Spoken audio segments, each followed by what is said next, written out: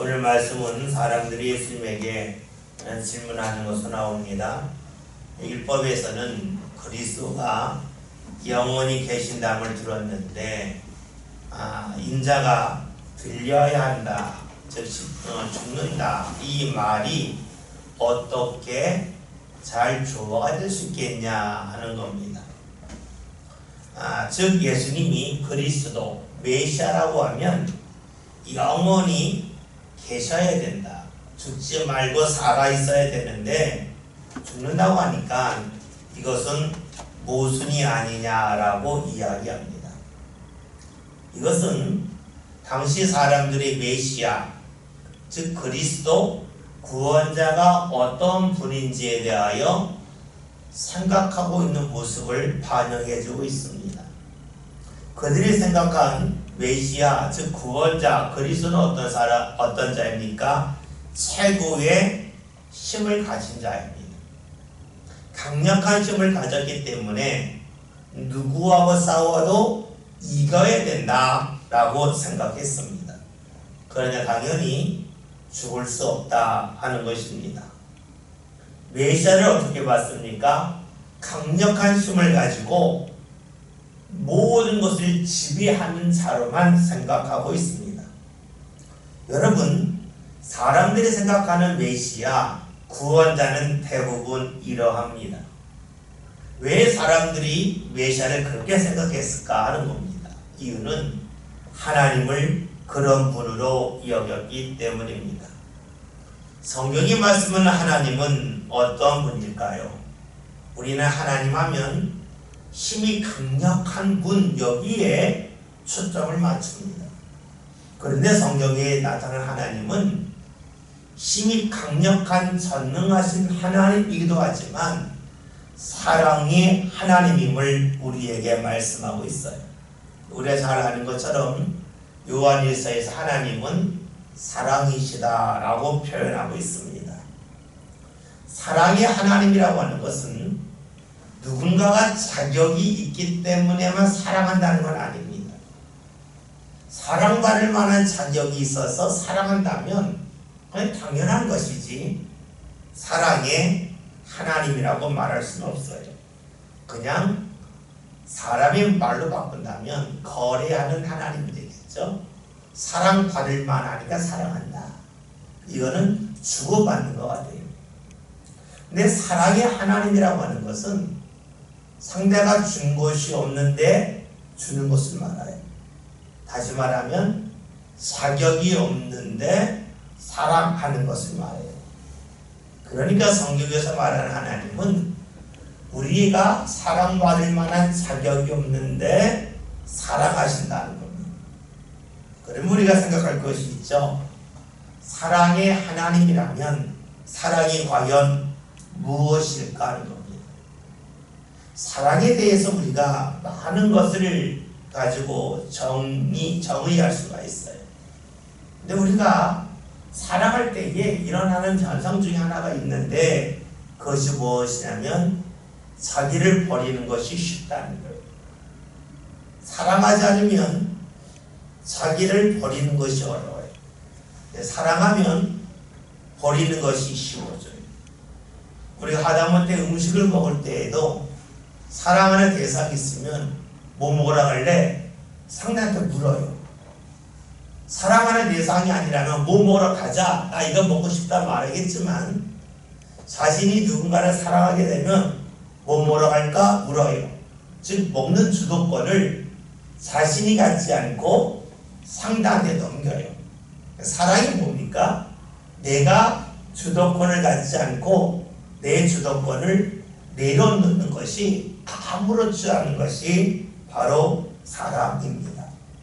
그래서 우리가 자신을 포기한다는 것이 사랑하는 대상을 만났을 때에는 그만큼 쉽다는 겁니다. 그러나 내가 누군가를 사랑하지 않는다면 내 주도권을 내려놓고 포기하는 것이 무척이나 어렵죠. 사랑한다고 하는 것은 자신을 포기한다는 것이고 또 다른 말로 하면 자기 가진 생각과 마음을 비우는 것이라 라고 볼 수 있어요. 우리가 잘 아는 말씀 중에 빌립보서 2장 5절에 그리스도 예수의 마음에 관한 말씀이 나오죠. 한번 볼까요? 빌립보서 2장 5절부터 8절까지 보겠습니다.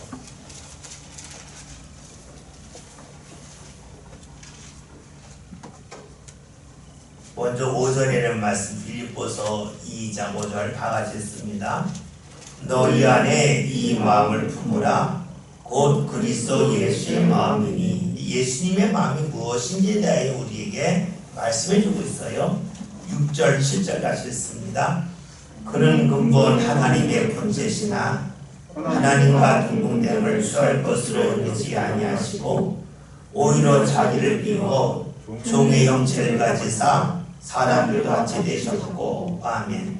6절에서는 예수님 어떤 분인지에 관하여 말씀하고 있지만 7절에서는 그 예수님이 자기를 비웠다, 자기를 포기했다는 거예요. 이거는 무엇을 말합니까? 힘이 없을 때 포기하는 것은 능력이 부족해서 하는 거지만, 하나님과 같은데 자기를 비웠다고 하는 것은 이 속에 사랑이 있기 때문에 가능하다는 것을 우리가 알 수가 있어요. 사랑의 특징이 무엇일까요? 자기를 포기하고 자기를 비우는 것이 어렵지 않다는 겁니다. 다시 우리가 이제 본문의 말씀으로 보면 당시 사람들이 그리스도가, 메시아가 영원히 있어야 된다, 즉 늘 힘 있는 존재로 있어야 되는데 들려야 한다는 말은 앞뒤가 맞지 않는다고 말한 이유가 어디 있을까요? 하나님이 사랑이심을 제대로 몰랐기 때문에 그래요. 또 다른 말로 하면 하나님의 사랑의 깊이를 잘 몰랐다는 겁니다. 그러니까 하나님이 예수님을 보내신 것을 이해할 수도 없고, 예수님이 내가 들린다라고 하신 말씀을 들었을 때에도 사람들이 이해할 수 없다 하는 것을 본문을 통하여 알 수 있습니다. 여러분, 하나님은 사랑이십니다. 사랑이기 때문에 자기를 비우십니다. 자기를 비우신 것이 무엇일까요? 원래는 사람들이 하나님 앞에 와야 되는데 하나님이 그것을 내려놓고 주님께서 직접 내려오신 것을 말해요. 사람이 길을 만들어서 하나님 앞에 와야 되는데 하나님께서 길을 만드신 겁니다. 그것이 바로 하나님의 사랑이고, 하나님이 자신을 주장함을 비우셨다라고 볼 수가 있습니다. 이런 하나님을 사람들이 이해하지 못했습니다. 여러분, 사람들이 하나님을 이해하지 못하는 이유가 어디 있을까요? 그것은 받아들이기보다는 자기를 주장하는데 익숙하기 때문입니다. 자신이 옳다고 여긴다는 것이에요. 자신이 옳다고 여기기 때문에 자기의 판단이 맞다고 여깁니다. 우리가 살면서 내가 옳다고 하는 사람들의 특징이 무엇이냐면, 자신이 어려움을 당하면 그 어려움은 다른 사람이 잘못해서 자신이 당하는 어려움이라고 생각을 해요. 그리고 하나님이 정말로 살아계시다면 잘못이 없는 자신을 건져 주셔야 된다라고 생각을 해요. 나는 옳고 다른 사람이 틀려서 내가 어려움을 당하니까 하나님이 정말로 살아계시다면, 오르신 하나님이라면 자신을 어려움에서 건져주는 것이 마땅하다고 여깁니다. 자신이 옳다는 거예요. 그런데 이런 일을 향하여 주께서 하신 말씀이 있죠. 우리 잘 아는 마태복음 7장이라는 말씀을 보면 너희가 비판을 받지 아니하려고는 비판하지 말라라고 말씀하시면서 주께서 주신 말씀이 어떤 말씀이냐면 너희 형제 눈에 있는 티, 아주 자그마한 돌 알갱이는 너희가 본다는 거예요. 그러나 너희 눈 안에 있는 들보는 보지 못한다. 즉 큰 돌은 보지 못한다는 것을 말씀하고 계십니다. 다시 말하면 사람들은 다른 사람이 잘못한 것에 대해서는 아주 자그마한 것까지도 하나하나 집어내면서 자신의 큰 잘못에 대해서는 그냥 넘어간다 하는 것을 말합니다. 자신의 죄를 잘 보지 못한다는 것이죠. 우리가 얼마 전에 금요 기도할 때에 요나서에 관한 말씀을 쭉 본 적이 있어요. 요나서를 보면 요나가 나오는데 요나는 자신이 하나님의 말씀을 어겼다가 물속에 들어가고 큰 물고기가 그를 삼키고 그가 회개하고 하나님이 그를 다시 살려서 땅 위에 나오게 해주셨잖아요. 이것은 너무 당연하게 돼요.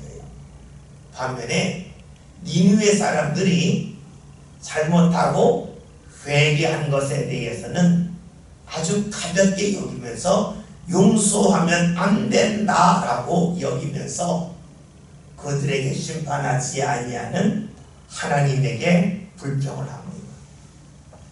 이런 요나는 하나님의 사랑을 모르는 사람이고 또 하나는 자기 자신이 얼마나 많은 허물이 있는 사람인지 모른다는 것입니다.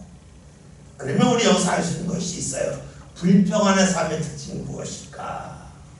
그것은 하나님을 모르는 것과 자신을 잘 모른다는 것입니다. 그런데 이 중에서 더 심각한 것이 두 번째예요. 자신을 제대로 모른다는 겁니다.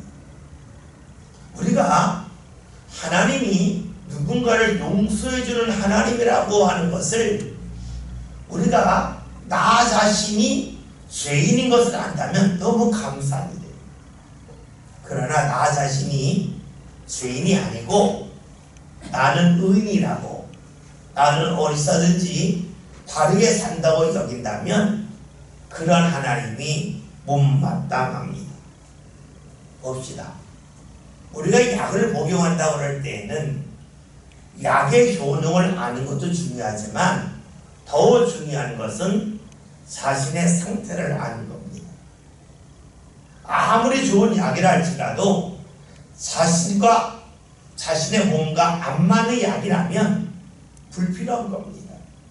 그래서 우리가 약을 복용하기 전에 필요한 것은 자신의 상태를 알아야 돼요. 자신의 상태를 모른다면 다른 사람들이 좋은 약이라고 하는 것이 자신에게는 때로는 독이 될 수도 있습니다. 우리가 하나님을 믿을 때 중요한 것은 나 자신을 먼저 아는 것입니다. 나 자신을 제대로 알지 못하면 하나님 앞에 감사하기 어렵고 하나님 앞에 오히려 불평하고 원망할 가능성이 높습니다. 나 자신을 제대로 모른다면 하나님이 은혜를 주실 때에 그것이 은혜인 줄 알지 못합니다. 자신의 수준과 자신의 상태를 잘 알지 못하기 때문입니다. 다시 본문으로 가서 사람들이 자신들이 죄인임을 안다면 예수님께서 들려야 하신다는 말씀을 듣고 감사했을 겁니다. 그러나 사람들은 자신들은 옳다고 여겼기 때문에 자신이 만나야 될 메시아는 사랑의 메시아가 아니라 정의의 메시아, 다시 말하면 자신은 올바르고 죄가 없는데 어려움을 당하기 때문에 자신을 건져 주셔야 된다고만 하는 그런 생각에 사로잡혀 있던 것입니다. 우리가 신앙생활들 역시 그러합니다. 우리가 하나님께서 우리에게 은혜를 베푸시는 그런 좋은 하나님이시지만 때로는 내가 원하는 은혜를 주께서 베푸시지 않고 또 때로는 그것이 내 삶과 너무 멀리 있다고 여길 때가 있어요. 그럴 때 우리는 힘들어하죠. 왜 힘들어할까요? 하나님이 안 주시기 때문이라고 생각을 하지만 실제로는 나 자신을 제대로 모르기 때문입니다. 나 자신을 제대로 안다면 하나님께서 내 삶 가운데 내가 원하는 것을 주지 않는 이유에 대하여서 전혀 항의할 수 없습니다. 나 자신의 부족함을 안다면 우리는 내가 원하는 것이 지금 하나님께서 주시지 않는다할지라도 맞아 하고 인정할 수가 있습니다. 당시 사람들이 예수님에게 질문한 것이 있습니다. 메시아는, 그리스도는 영원히 계셔야 되는데 왜 들려야 합니까? 왜 죽어야 합니까? 라고 묻은 것은 그들이 하나님을 모를 뿐만이 아니라 자신들이 죄인임을 몰랐기 때문에 그래요. 그러니까 주의 말씀을 이해할 수 없었습니다. 오늘 우리도 역시 그렇습니다. 나 자신을 제대로 알지 못한다면 주님에 대하여 우리가 원망도 나올 것이고 말씀을 제대로 받아들일 수 없겠죠. 그러기 오늘 본문에 나와 있는 말씀은 예수님 시대에 사람들이 예수님에게 한 말이기도 하겠지만 본질적으로는 우리의 모습과 같다고 볼 수 있습니다. 내가 중심이 되고 내가 옳다고 여기는 이들은 주님이 하시는 일에 대하여 받아들이지 못하기 때문이죠. 35절에는 말씀을 다 함께 봅니다. 말씀 봅니다. 예수께서 이르시되 아직 잠시 동안 빛이 너희에게 있으니 빛이 있을 동안에 다녀 어둠에 붙잡히지 않게 하라. 어둠에 다니는 자는 그 가는 곳을 알지 못하느니라. 아멘. 지금 예수님 앞에 있는 이들은 자신들이 어떤 상태에 있는지도 모르고 주님이 어떤 분일지를 알지 못합니다. 알지 못한다는 말은 다른 말로 하면 구별하지 못한다 하는 뜻이 됩니다. 이것을 예수님께서는 어둠 속에 있다라고 말씀하십니다. 그렇죠. 우리가 환한 데서는 우리가 보이니까 어디가 길인지 어디가 길이 아닌지 알 수 있지만 아주 칠흑같이 어두우면 어디가 길인지 어디가 길이 아닌지 잘 구별하지 못하죠. 또 다른 말로 하면 무엇이 좋은 것인지 무엇이 나쁜 것인지 어두우면 잘 모른다는 것입니다. 그런데 오늘 주님께서 하신 말씀이 구별하지 못하는 이들 또 어둠 속에 있는 이들에게 잠시 동안 빛이 너희 중에 있다라고 말씀하고 있습니다. 빛이 너희 중에 있다고 하는 것은 지금 예수님이 그들과 함께 하시는 것을 다르게 표현한 것입니다.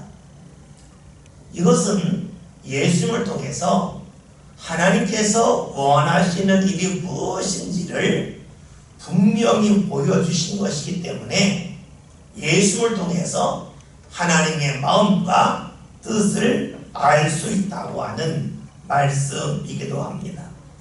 그러기에 지금 예수님은 예수님과 함께 할 때에 하나님의 마음을 볼 수 있는 그런 기회라고 말씀하고 계십니다.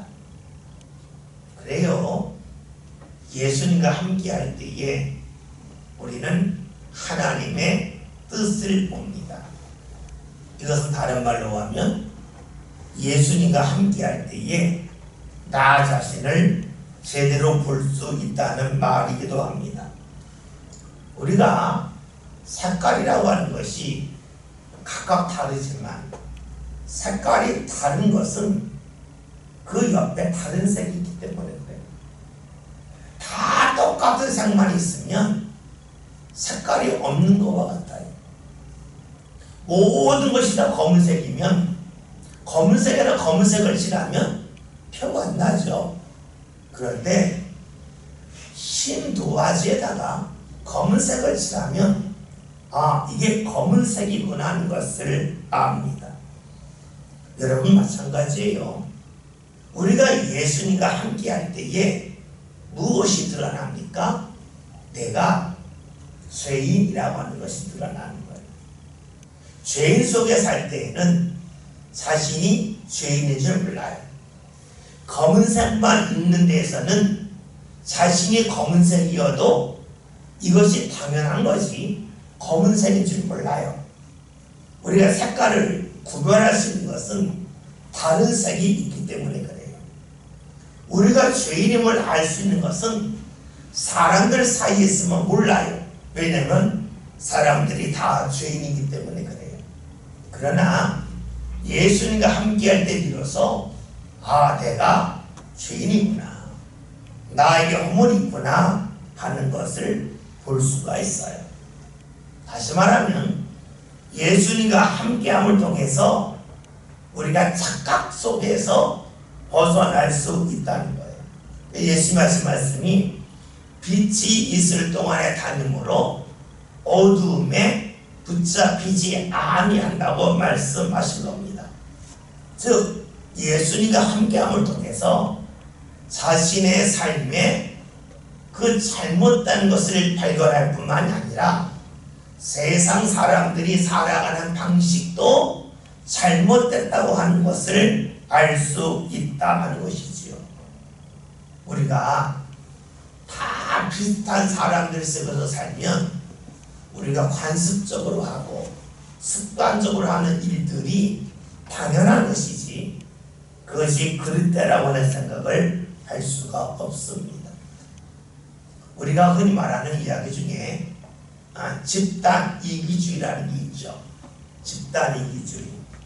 혼자 있을 때 괜찮은데 어떤 조직에 들어가게 되면 조직을 위하여 살아요. 그러면서 그것이 올바른 거라고 생각을 하는 거예요. 많은 정치인들이 정치라는 욕심을 가져요. 욕심을 갖는 이유가 무엇이냐면 정치인 주위에는 그를 지지하는 사람은 모여요. 그러니까 그가 가면 그의 이름을 부르고 환호성을 외쳐요. 그러니까 늘 주위에 지지하는 사람들만 있으니까 다른 사람들도 자신을 지지한다고 여겨요. 그러니까 자신이 뭔가 될 거라고 여기죠. 왜요? 그 집단 속에 있기 때문에 그래요. 이것을 확대해 보면 우리는 살면서 사람들 사이에서 살기 때문에 죄임에도 불구하고 그것을 아주 당연하게 여기는 그런 모습이 우리에게 있다는 것입니다. 다시 봅시다. 우리가 이 공간 속에서 나와 주 비슷한 사람들을 만납니다. 다시 말하면 우리 공간 속에서 자신이 잘못한 일이라는 것을 잘 몰라요. 또 하나는 습관이에요. 오랫동안 해온 일들은 너무나 당연하기 때문에 그것이 옳다고 여겨요. 다시 말하면 습관이라고 하는 것은 시간을 말해요. 오랫동안 삶 가운데 쌓여 있는 것이 있어요. 그래서 사람들은 공간 속에서 또는 시간 가운데서 자신이 범한 잘못을 잘 알지 못합니다. 그래서 여기서 벗어나는 것은 어떻게 가능할까요? 시간과 공간을 초월하신 분을 만날 수밖에 없어요. 우리가 시공간 안에서 죄를 범하고 쌓여있기 때문에 이 시공간을 뛰어넘는 분을 만나야만 나를 제대로 볼 수가 있습니다. 그 방법이 무엇이냐면 바로 예수님을 만나는 일밖에 없어요. 왜냐? 예수님은 공간을 뛰어넘으신 분이에요. 예수님은 하늘에 계시는 분인데 이 땅에 오셨어요.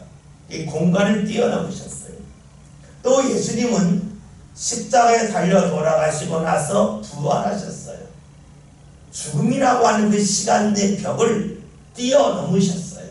그러니 우리가 시간과 공간을 뛰어넘으신 예수님을 만남을 통해서만 우리 자신을 제대로 볼 수가 있습니다.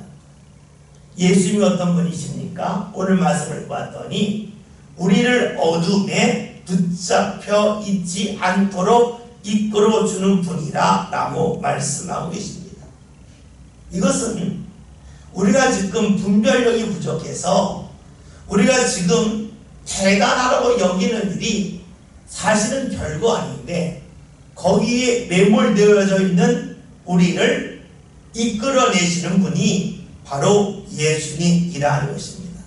그 예수님이 빛이 있을 동안에, 즉 예수님이 함께 하실 때에 그분과 함께 하라고 말씀하고 계십니다.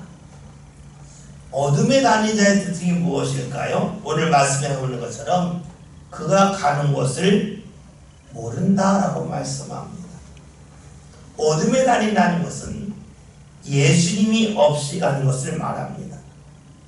예수님이 없이 간다는 것은 다른 말로 하면 예수님은 하나님의 뜻을 온전히 이루신 분이기 때문에 예수님 없이 간다고 하는 것은 하나님의 뜻을 모르고 잊고 가는 것을 말합니다. 그러면 가는 곳을 알지 못한다는 겁니다. 사실 우리가 성경을 읽을 때에 이런 말씀을 상당히 이해하기가 어려워요. 우리가 예수님이 빛이신데 빛 대신 주님과 함께 하지 않는다면 내가 가는 곳을 모른다. 이 말씀을 들으면 사람들이 이렇게 질문할 거예요. 아, 저희가 지금 서울 가는데 서울 가고 있는 거 알고 있어요. 제가 지금 집으로 가요. 집으로 가는 걸 알고 있어요. 그런데 내가 왜 예수님을 믿지 않는다고 해서 예수님과 함께 하지 않는다고 해서 내가 가는 곳을 모릅니까? 라고 물을 거예요. 그 이유는 간단해요. 주께서 말씀하신 것은 눈에 보이는 공간을 말한 것이 아니기 때문에 그래요. 우리가 가는 곳을 모른다고 하는 것은 내가 가는 그 인생의 길이 하나님께서 좋아하시는 길인지 하나님께서 싫어하시는 길인지를 모른다는 것이에요. 사실 이제 저도 어렸을 때부터 이 교회를 다녔잖아요. 부흥이 오면 강사님이 이런 이야기 많이 하세요. 예수님을 믿지 않으면 가는 길을 모른다. 근데 어렸을 때 그런 말씀 들으면 너무 이해가 안 됐어요. 나는 학교 가는 길 아는데, 나는 집에 가는 길 아는데, 이런 마음이 들잖아요. 근데 좀 더 설명을 좀 붙여주면 참 좋았을 뻔했을 것 같아요. 가는 길을 모른다고 하는 것은 공간적인 길을 모른다는 것이 아니라 내가 이렇게 살 때에 하나님께서 기뻐하시는지 하나님께서 기뻐하지 아니하는지를 모른다는 것입니다. 그럼 우리는 물어야 되잖아요. 하나님이 기뻐하고 기뻐하지 않는 것의 차이가 무엇일까 하는 겁니다.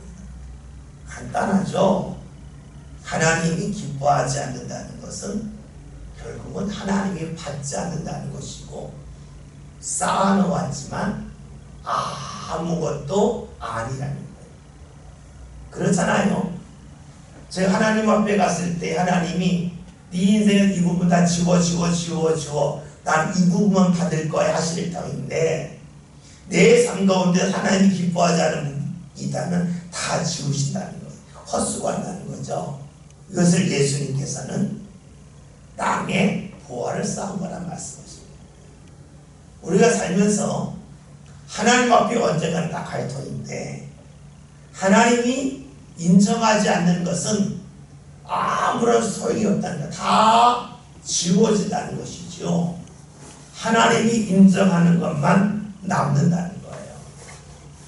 하나님이 인정하지 않는다고 하는 것은 다른 말로 하면 헛수고했다는 것이에요. 그렇게 오늘 말씀은 우리가 빛 가운데 다니지 않는다면 어둠에 다닌다.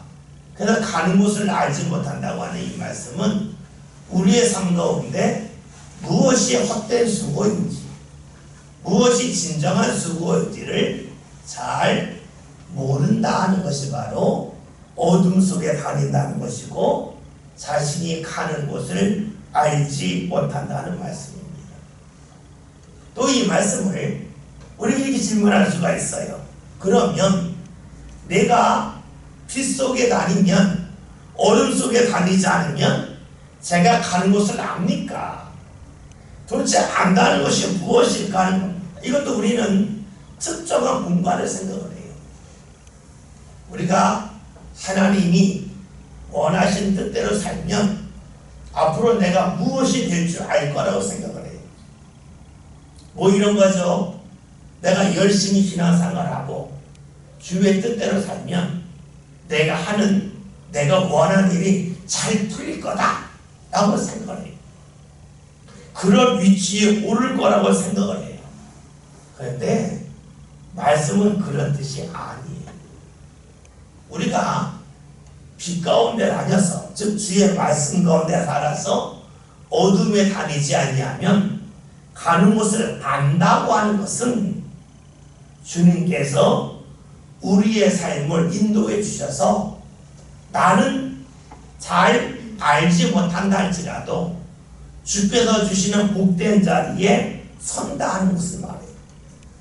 그런데 이런 말씀을 들으면 사람들이 이렇게 질문해요. 그러면 신앙생활 너무 답답하지 않습니까? 좀 알려주시지. 왜 알려주지 않아서 내 삶을 답답하게 하십니까? 뭐 이런 거예요. 이런 거 있잖아요. 내가 며칠 동안 기도하면 주님께서 내 삶 가운데 앞으로 1년 후에 무엇이 알려주면 좋겠다. 우리 이런 생각을 자주 합니다. 그리고 그것 때문에 시험에 드는 분들이 있어요. 내가 이렇게 열심히 하는데 왜 하나님께서 나에게 알려주지 않냐고 그렇게 질문하는 이들도 있어요.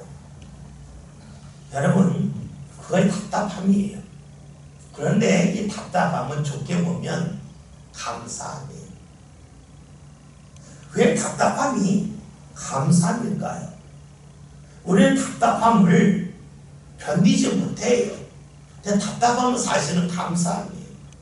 생각해 봅시다. 여러분들이 영화를 봐요. 영화를 왜 볼까요? 뭐 재밌어서 감동을 받으려고 봐요. 그런데 재밌고 감동이 있는 이유는 어떻게 전개될지 모르기 때문이에요. 옆에서 영화 보고 있는데 야, 저 사람 있잖아. 좀 이따 죽어. 알려줬어요. 그러면 여러분 재밌어요? 재미 하나도 없어요. 궁금한 게 재밌는 거예요. 여러분 영화 보고 있는데 야, 저 사람이 범인이야. 나중에 봐라, 범인 맞아. 알려줬어요. 영화 보다가 화가 나요. 스포일러라고 그러죠. 망쳐놓는 거죠. 왜 영화를 보는 이유는요, 올라와서 보는 거예요. 기대하고 보는 거예요. 여러분이 스포츠를 볼 때에 재방송 어지간한 건 안 보죠? 왜 안 봐요? 흥미가 없잖아요. 우리는 기대 속에서 스포츠를 보는 거지, 다 알면 재미가 없어서 안 봐요. 그러니까 모른다고 하는 것은 답답함일 수 있겠지만 사실은 감사해요. 주께서 내게 주신 은혜가 뭔지 다 알려주기를 원하죠.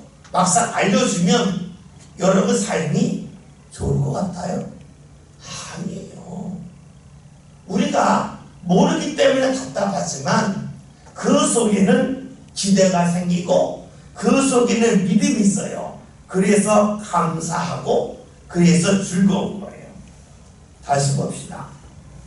우리는 신앙생활 하면서 앞으로 하나님께 내게 뭘 주실지 몰라요. 그렇기 때문에 기대가 돼요. 그러나 불안하지 않아요. 왜 불안하지 않아요?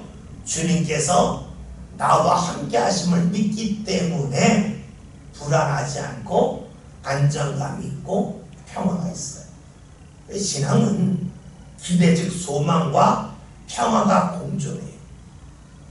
근데 여러분 세상에서 기대와 평화가 공존하는 것은 없어요. 평화는 기대가 이루어졌을 때 평화롭다고 해요. 그리고 기대는 우리가 평화가 아직 이루어지지 않았을 때 기대를 하는 거예요. 그래서요 세상에서는요 기대와 평화가 공존하지 않아요. 그러나 믿음의 사람에게는 기대와 평화가 공존해요. 아, 주께서 내게 은혜를 주실 거다.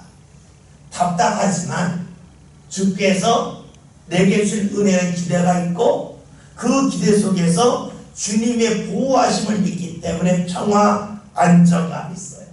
그 신앙은 두 가지를 같이 붙잡는 거예요. 근데 우리는 신앙생활하면서 기대는 없애고 평화만 붙잡고 안정감만 붙잡으려고 해요. 그러니까 주께서 우리에게 준 은혜를 반쪽만 받으려고 하는 것과 같죠. 그런데 하나님은 우리를 사랑하시기 때문에 우리의 삶 가운데 반쪽짜리 은혜가 아니라 온전한 은혜를 주시길 원하셔요. 그래서 우리 삶 가운데 기대와 안정감을 같이 갖게 하시죠. 오늘 말씀에서 어둠 속에 다니는 자는 그 길을 알지 못한다. 빛 속에 다니는 자는 그 길을 안다. 안다고 하는 것은 구체적으로 내가 뭐가 될지 안다는 것이 아니라 주께서 내 삶을 받으시고 내 삶 가운데 주께서 함께 하시는 가운데 주실 은혜가 있음을 나는 안다는 것이 돼요. 주님이 없는 이들이 있습니다. 그런 이들은 보이는 것을 세움을 통해서 위로를 삼으려고 합니다. 여러분, 우리가 돈이 필요하다. 왜 필요할까요? 내가 즐기고 싶은 것이 필요할 때도 있어요. 그러나 혹여나 나에게 어떠한 어려움이 생길지 모른다는 것 때문에 돈이 필요해요. 그리고 내게 어떤 일이 생길지 모른다고 하는 불안감, 이 변수 때문에 사람들 더 많은 것을 쌓아놓으려고 합니다. 근데 우리가 아는 것이 있죠. 사람이 어떤 일을 경험할지는 아무도 몰라요. 그래서 많은 것을 준비했지만 사실 준비한 것 중에서 사용하지 않고 나중에 다 버려야 할 것들이 상당히 많죠. 여러분이 집을 떠나서 어디 가서 1박을 한다고 그러면 이것저것 많이 가져가요. 근데 갔다 와 보면 한 번도 사용하지 않은 것들이 의외로 많아요. 왜냐하면 거기 가서 다칠 줄 모른다. 혹시 옷이 찢어질 줄 모른다. 옷 한 벌 더 가져가야지. 근데 옷이 안 찢어져요. 그 한 벌 입고 와요. 의약품을 가져가요. 가져갔는데 다치니까 그대로 가져와요. 그런 것들이 상당히 많지요. 그래서 주님이 없다고 그러면 우리는 그 많은 것들을 더 많이 쌓아야만 내 삶이 안정감이 있다고 여겨요. 그것이 무엇을 말하는가? 오늘 말씀에서는 어두움에 다니는 자를 말씀하고 있고, 그런 자는 가는 곳을 알지 못하기 때문에 불안하고 더 많은 것을 쌓으려 한다는 것을 알 수가 있죠. 우리가 신앙생활 한다고 하는 것은 우리가 주님 앞에서 내 삶을 맡기는 것을 말해요. 그리고 주님 앞에 내 삶을 맡김을 통해서 중요한 것은 주의 은혜가 임한다고 하는 것을 내가 경험할 뿐만이 아니라 그를 기억하는 것이 중요합니다. 그럴 때 비로소 우리는 주의 인도하심에 대한 소망을 가질 수 있습니다. 주의 인도하심은 내가 원하는 것을 얻는다에 있지 않다고 그랬습니다. 내가 얻지 못하지만 주님께서 나와 함께 하시고 내 삶 가운데 무언가 예물을 주셨다면 그 기대가 신앙이라고 볼 수가 있겠죠. 36절 다 함께 봅니다. 말씀 봅니다. 너희에게 아직 빛이 있을 동안에 빛을 비라. 그리하면 빛의 아들이 되리라. 아멘. 말씀 보면 빛이 있을 동안에, 즉 예수님이 계실 동안에 예수님을 믿으라 하는 것을 말합니다. 다시 말하면 예수님이 함께 계실 때에 예수님을 경험하고 그 주님을 믿으라 하는 것입니다. 여러분, 우리가 경험한다고 하는 것은 무엇을 말할까요? 그 경험이 내 삶을 다시금 주의 이끌림을 받을 사람일 거라고 하는 믿음으로 인도한다는 것이에요. 그래서 우리가 주님을 경험하면 경험할수록 주님에 대한 믿음이 더욱더 많이 생겨요. 그것은 무엇이냐면 내가 원하는 것에 대하여 크게 매달리지 않습니다. 이것이 있으면 좋겠지만 이것이 없다 할지라도 내 삶이 무너지지 않는다고 합니다. 이것이 없다 할지라도 내가 알지 못하는 주의 은혜가 여기저기서 임할 거라고 하는 그 믿음이 자리 잡습니다.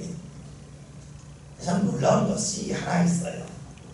무엇이냐면 우리는 주의 은혜를 경험하고 체험했음에도 불구하고 의외로 그 경험과 체험을 믿음으로 이어가지 못하는 이가 많다는 것입니다. 다른 사람이 그런 경험과 체험을 했으면 이야기해요. 야, 나는 그런 체험이 있으면 나는 주님 잘 믿을 것 같다라고 말해요. 근데 막상 자신이 체험하고 나면 그건 옛날 이야기고 지금은 달라라고 말해요. 참 신기해요. 다른 사람이 체험하고 나면 정말로 나는 절대로 안 흔들릴 거라고 얘기를 해요. 그러나 자신이 체험하고 나면 그 별거 아니네 라고 생각을 해요. 제가 신학교 다닐 때에 제가 그 당시 궁금했던 방언, 어떻게 하면 방언하나 뭐 그거 했어요. 근데 주위에 친구들이 몇 명이 방언도 하고 그러니까 저는 이제 방언만 하면 나는 절대로 믿음이 안 흔들릴 거다. 그랬어요. 근데 어느 날 좀 방언을 받았어요. 정말로 그때는 안 흔들리더라고요. 근데 몇 개월 지나니까 별거 아닌 것처럼 느껴지는 거예요. 또 다른 거 없습니까? 뭐 이런 식이 돼요. 그러나 또 은혜 받고 나면 안 흔들릴 것 같다 하다가 또 지나면 별거 아닌 것 같아요. 다른 사람이 경험하면 야, 그 정도 은혜 체험했으면 죽을 때까지 잘 믿을 것 같아 라고 말하는데 막상 자신이 그걸 경험하면 그것을 아주 가볍게 여기는 모습이 우리에게 있어요. 오늘 주님이 하신 말씀 뭡니까? 빛이 있을 동안에 빛을 믿으라 하는 것이에요. 그리고 그것을 통해서 너희가 빛의 아들이 된다 라고 말씀합니다. 빛의 아들이 된다고 하는 것은 주님이 주시는 은혜 경험을 통해서 주님에 대하여 더 많이 아는 사람이 된다는 거예요. 여러분 그렇잖아요. 여러분이 저를 아는 것과 제 자녀가 저를 아는 건 달라요. 다르다고 하는 것은 저의 작은 습관 하나까지도 자녀들은 더 잘 알아요. 우리가 주님을 믿는다고 하는 것은 주님의 자녀가 되는 것이고 주님의 자녀가 된다고 하는 것은 자녀가 아닌 이들이 알지 못하는 주님의 역사 방법을 안다는 거예요. 그것이 바로 우리의 삶 가운데서 주께서 이 모양 저 모양으로 채우시는 은혜가 있음을 우리가 경험하게 된다는 거고 내가 원치 않는 일이 일어난다 할지라도 크게 불안하지 않고 내가 원하는 일이 이루어지지 않았다 할지라도 그 속에서 크게 낙심하지 않아요. 왜냐? 주님께서 우리 삶 가운데 부어주시는 그런 은혜가 있음을 분명히 믿기 때문에 그래요. 제가 우리 그들에게 우리 교회에 대하여 자주 말씀을 드렸어요. 제가 목회하면서 많이 놀란 일들이 사실은 우리 교회에 있으면서 경험한 일이에요. 여러 번 말씀드렸죠. 우리 교회가 경제적으로 재정적으로 넉넉하지 못할 때에 많은 성도들 중에서 지금 재정을 담당했던 분들이 교회를 옮겨갔어요. 그 순간에 제가 얼른 통계를 뽑아봤더니 우리 교회는 상당히 어렵겠구나. 앞으로 쉽지 않겠구나 그랬어요. 그런데 1년이 지났는데 어렵지 않고 오히려 더 많은 재정이 나왔어요. 그렇다고 제가 여러분의 헌금하라고 강조한 적도 없었고, 그렇다고 우리 교회가 갑자기 크게 부자가 된 일도 없었어요. 그런데 그런 일이 생겼어요. 그리고 그런 일이 제가 목회를 하면서 우리 교회에서 한 3번 정도 있었어요. 3번 정도 있을 때마다 다 비슷비슷한 생각이었는데 지내놓고 났더니 제 생각이 다 틀렸음이 드러났어요. 그러면서 가졌던 마음이 뭐냐면 별로 기대하지 말자. 빨리 판단하지 말자. 왜냐?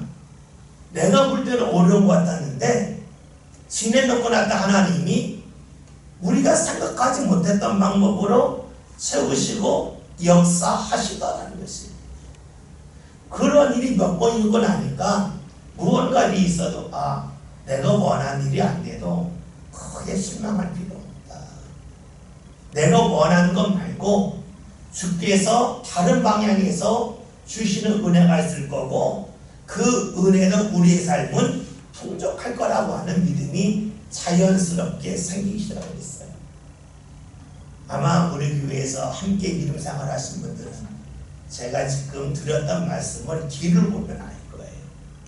또 그 일을 경험하지 못했던 분도 있겠지만 이런 경험이 있다 그러면 내 삶 가운데 주께서 그렇게 하실 거라고 하는 그런 기대 속에 신앙생활 하시면 좋겠습니다. 여러분, 우리가 빛 속에 다니면 우리가 어둠에 다니지 아니하고, 어둠에 다니면 가는 길을 알지 못하지만 빛 속에 다니면 가는 길을 압니다. 구체적으로 어떤 길이 아닙니다. 주께서 내 삶을 좋은 길로 이끌 거라고 하는 기대가 있고, 그 기대와 더불어 삶에 평화가 있습니다.